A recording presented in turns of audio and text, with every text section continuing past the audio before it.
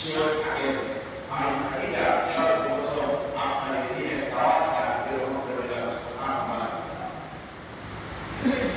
বিশ্বনবী মুহাম্মদ রাসূলুল্লাহ সাল্লাল্লাহু আলাইহি ওয়াসাল্লাম হযরত খাদিজাতুল কুবরা রাদিয়াল্লাহু তাআলা আনহা মুসলমান হয়।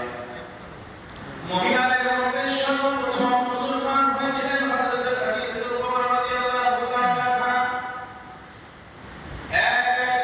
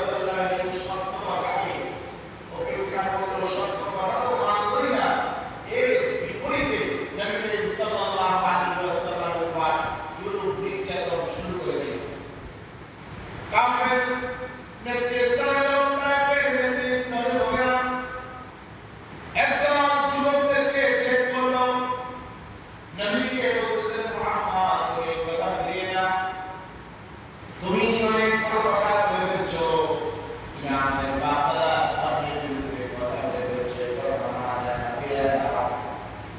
নবী সাল্লাল্লাহু আলাইহি ওয়াসাল্লাম বলেন,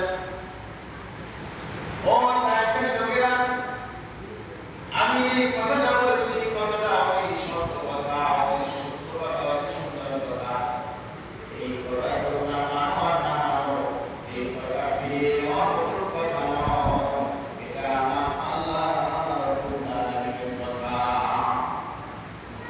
তোমরা এই কথা শুনে মানতেও পারো, তোমরা মেনেও নিতে পারো, প্রত্যাখ্যান করতে পারো, তাতে কিছু আসে যায় না। কিন্তু এই কথাটা অনেক সত্য কথা, অতি সত্য কথা, এটা মানতেই হবে। এটা আল্লাহ রাব্বুল আলামিনের বাণী, আল্লাহ রাব্বুল কথা। এটা মিথ্যা কথা নয়, এটা কোনো বানোয়াট কথা নয়, এটা মহান আল্লাহ রাব্বুল আলামিনের বাণী। তখন ফিরবে না, না পশ্চিম কালেও নয়, আমি এটা ফিরে যেতে পারবো না। তাই বলে কাফেররা একদল যুবকদের পেছনে পড়লো, নবীর নির্যাতন চালানোর জন্য।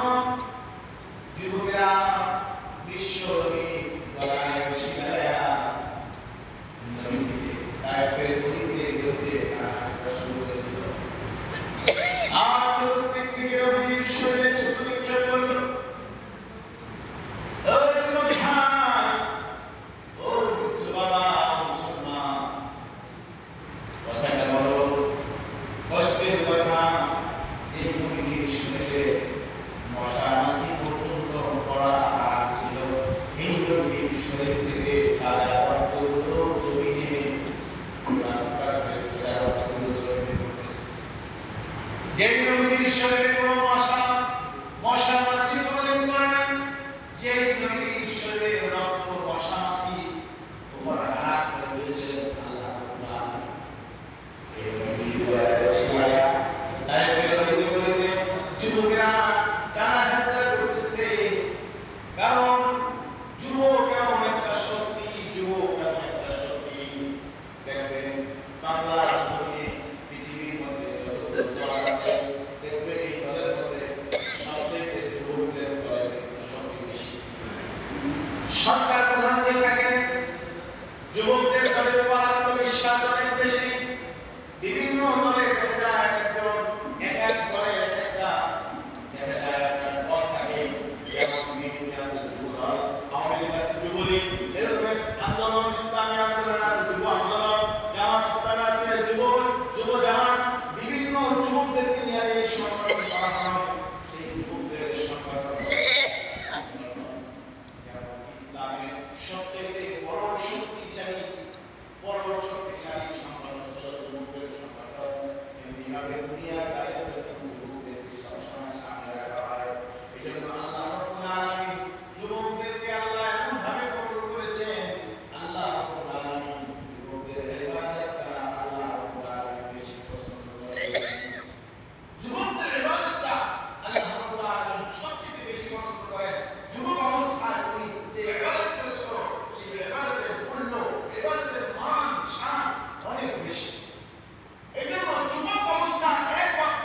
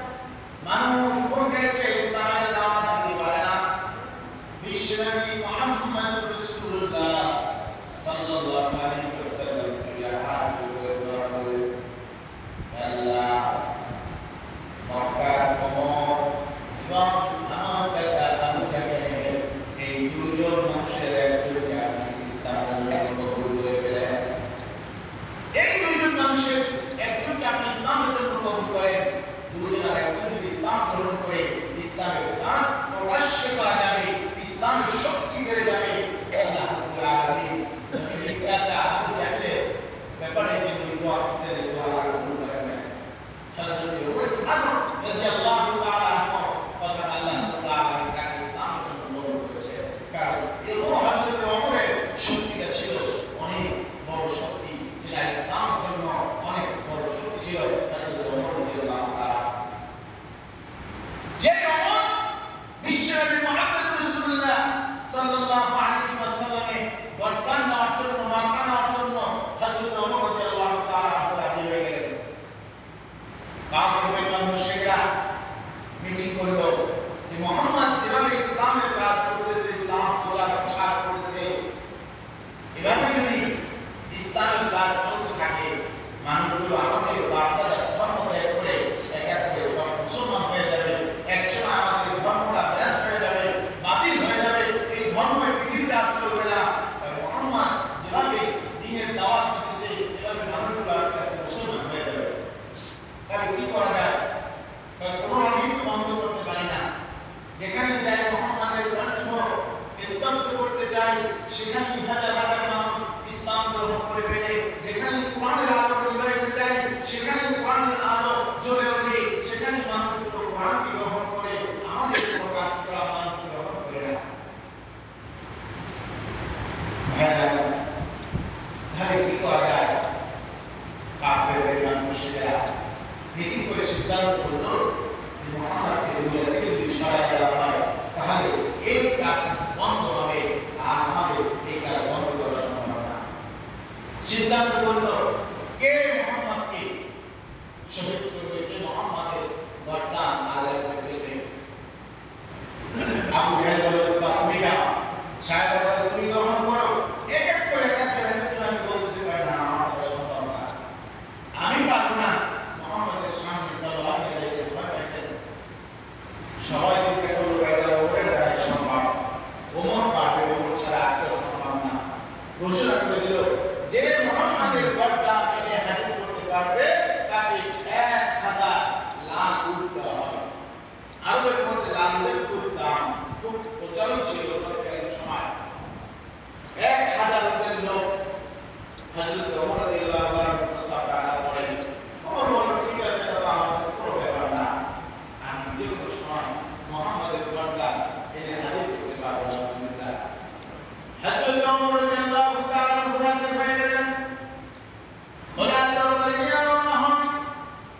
পথিমধ্যে নবীর একজন সাহাবী হযরত খাব্বাব রাদিয়াল্লাহু তাআলার সাথে দেখা।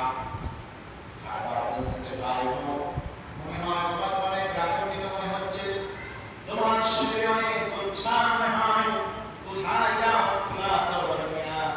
ভাই জানো না, মুহাম্মদ আমাদের ধর্মের বিরুদ্ধে কথা বলে, আজকে মুহাম্মাদের বরদান আলাদা করে ফেলবো, মুহাম্মদকে আজকে হত্যা করবো। হযরত খাব্বাব রাদিয়াল্লাহু তাআলা বললেন, ভাই ওমর, তুমি মুহাম্মদকে মারার জন্য রওনা হইলা, তুমি কি খবর নিয়েছো মুহাম্মাদের কি অপরাধ? মুহাম্মদ মানুষকে মুসলমান বানায়, মুহাম্মদ এটাই কি অপরাধ হয়? আর মুহাম্মাদের হাতে যারা ইসলাম গ্রহণ করে, তাদের কি কোনো অপরাধ নাই? অপরাধ, কারণ সেটাও নিজের ঘরের মানুষ হয়, তাহলে এটা কি বড় অপরাধ না ছোট অপরাধ? নিজের ঘরের মানুষ যদি হয়ে থাকে, তাহলে এটা বড় অপরাধ। আমি সিদ্ধান্ত করলাম যে এই কাজটা করা যাবে না, সেই কাজটাই আপনার আমার ফ্যামিলি, আপনার আমার ভাই, আপনার আমার সন্তানরা করছে, তাহলে অপরাধ বেশি হবে না।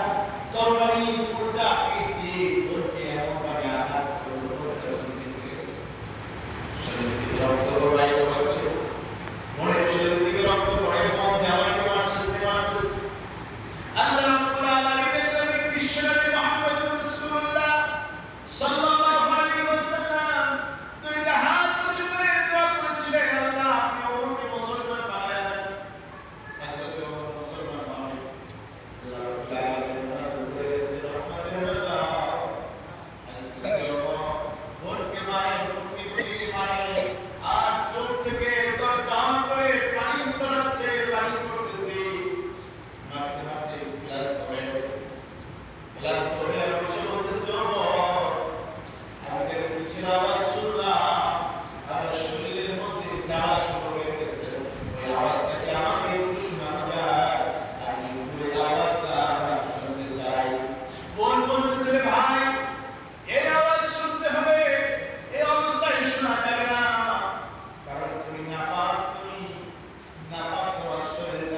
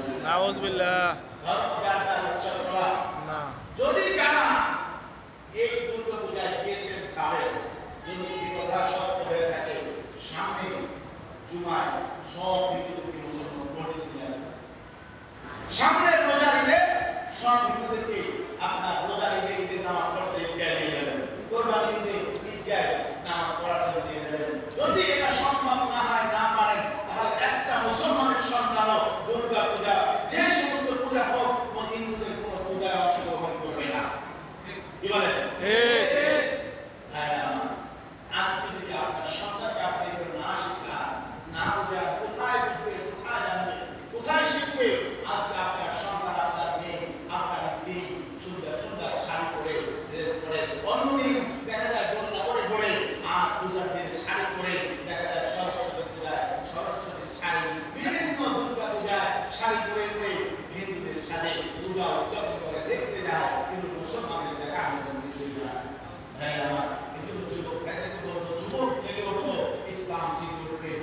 সমাজ